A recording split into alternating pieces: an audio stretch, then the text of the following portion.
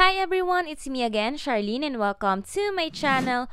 For today's video ay tuturuan ko kayo na mag-renew ng inyong NBI clearance online and kung paano nyo ito makukuha through pick-up or through door-to-door delivery. So if you're interested na malaman ng process, then please keep on watching. This is my second time na mag-renew ng NBI clearance online and makuha ito through door-to-door delivery, so I assure you na legit itong process na ituturo ko sa inyo. First step, kailangan nyo lang pumunta sa website na clearance.nbi.gov.ph gamit ang laptop or PC or pwede ring mobile phone. Dito sa tutorial, laptop ang gagamitin natin. Pero kapag mobile phone ang gagamitin nyo, make sure na naka-desktop view ang browser nyo para makita nyo yung mga magpa-pop up na instructions. So ganito yung itsura ng website kapag laptop or PC ang gamit nyo. May magpa-pop up na data privacy content, basahin nyo lang yan, then click I agree. After that, may lalabas lang rin na advisory, basahin nyo lang ulit, then click close. Then next step naman, makikita nyo itong orange box dito, NBI Clearance Online Renewal. So click lang natin yan. And kailangan nyo i-provide yung mga information na hinihingi dito. So, kailangan nyo lang i-provide yung inyong old NBI ID number. So, makikita nyo yan sa NBI clearance ninyo, doon sa upper left. And, ayan, lagay nyo lang dyan. Then, yung inyong mobile number, provide lang kayo ng number for SMS notification. Yung inyong first name, middle name, last name, and birth date. Kapag na-provide nyo na lahat yan, click nyo lang yung verify. Next naman ay pipili lang tayo ng ating verification option. So, pwede nyo i-provide yung mother's information, mobile number, or email address. So, ang pipiliin ko dito ay mobile number.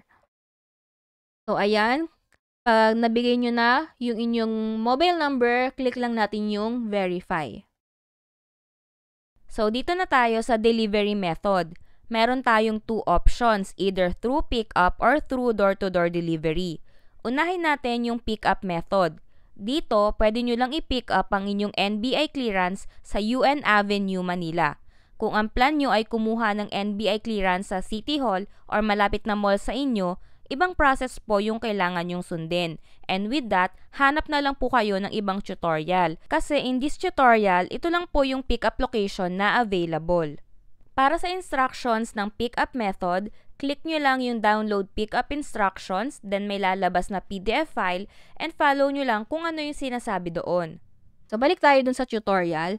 Ayan, dun naman tayo sa payment. So, click lang natin itong continue payment. Ayan po sabi dito, ayan, UN Avenue lang. And ang bayad pala sa NBI clearance ay 130 pesos, pero may additional pa siya na 30 pesos. So, nasa 160. Ewan na lang kung may charge pa dito sa payment options na pipiliin ninyo. Pwede kayong magbayad through Bayad Center, EasyPay, 7-Eleven, Visa, or MasterCard, or through GCash. So, kayo na po mag-explore dito. Madali lang naman. Sundin nyo lang yung instruction na sasabihin sa inyo. Kasi ang main focus po dito ng video na to ay yung door-to-door delivery. Ang mahalaga sa pagbayad at pag-pick up ng NBI clearance ay ang resibo ninyo na may reference number at kailangan nyo rin ng valid ID gaya ng sinabi sa advisory sa first part ng tutorial. So, proceed naman tayo sa door-to-door delivery. So, para malaman natin yung instruction, click lang natin yung proceed.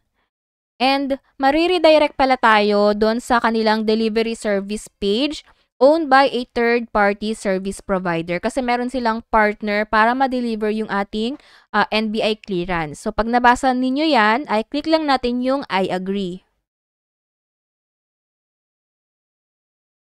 And ayan, basahin lang ninyo yung terms and conditions and data privacy. Pagkabasa ninyo yan, ay click lang ninyo yung agree.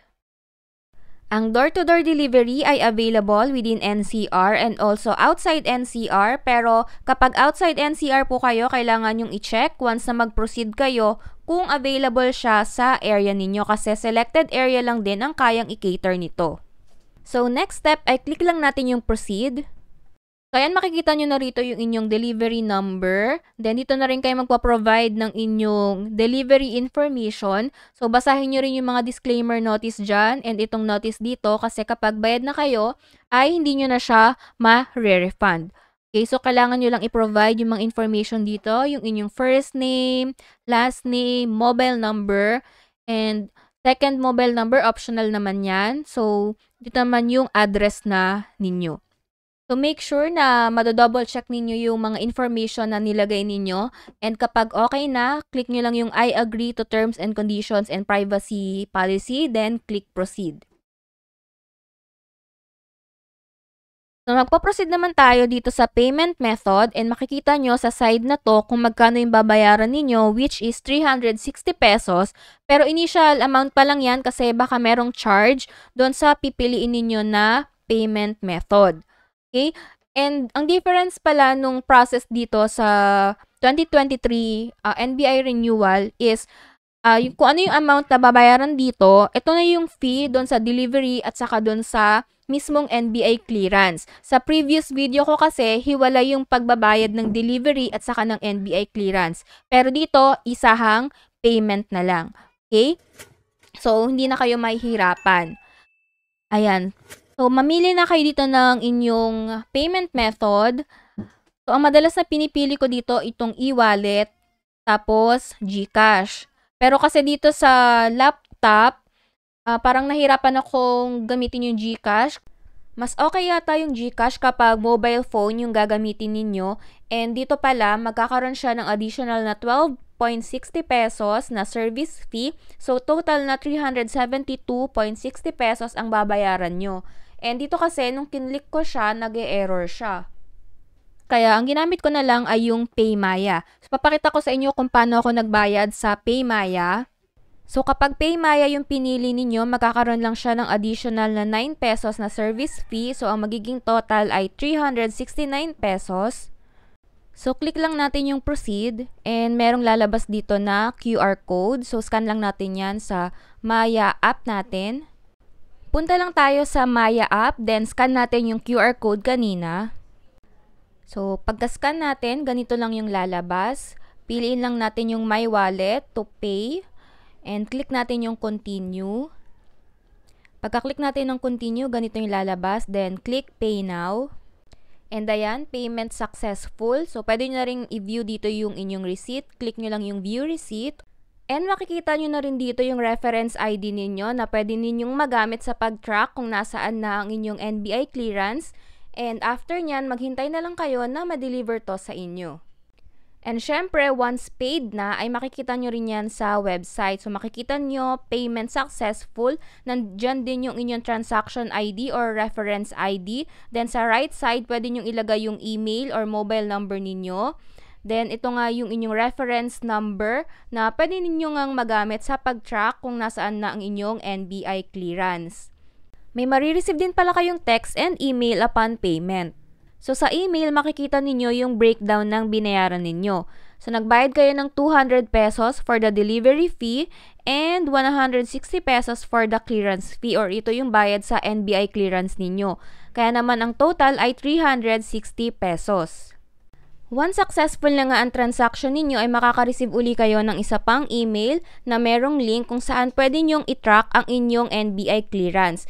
And dito nyo na nga pwedeng gamitin yung reference number ninyo. So example, ito yung same day na nag-renew ako and tinrack ko yung aking NBI clearance. Pinrovide ko lang yung reference number ko and ang lumabas dito is transaction not found. Kasi syempre kakabayad ko lang, kailangan pa siyang i-process. Then after ilang days, tinrack ko ulit siya and ang lumabas naman dito is your transaction is ongoing. Please check back again for updates. And then finally, after 7 days, ay dumating na rin ang aking NBI clearance. So kapag tinrack nyo ulit siya sa link, ay lalabas yung time frame ng inyong transaction and delivery. So August 10 ako nagbayad and August 15 naman siya for pick up ng courier and August 17 naman siya na-deliver sa akin. And ganyan lang kadali mag-renew ng NBI clearance online. Ito nga pala yung ilan sa mga frequently asked questions. Kung may katanungan ka pa, i-comment mo lang yan sa comment section below and I'll try my best na sagutin lahat ng mga katanungan na yan. So kung nakatulong itong video na to, please do subscribe to my channel and like mo na rin yung video. Thank you so much for watching and see you on my next one.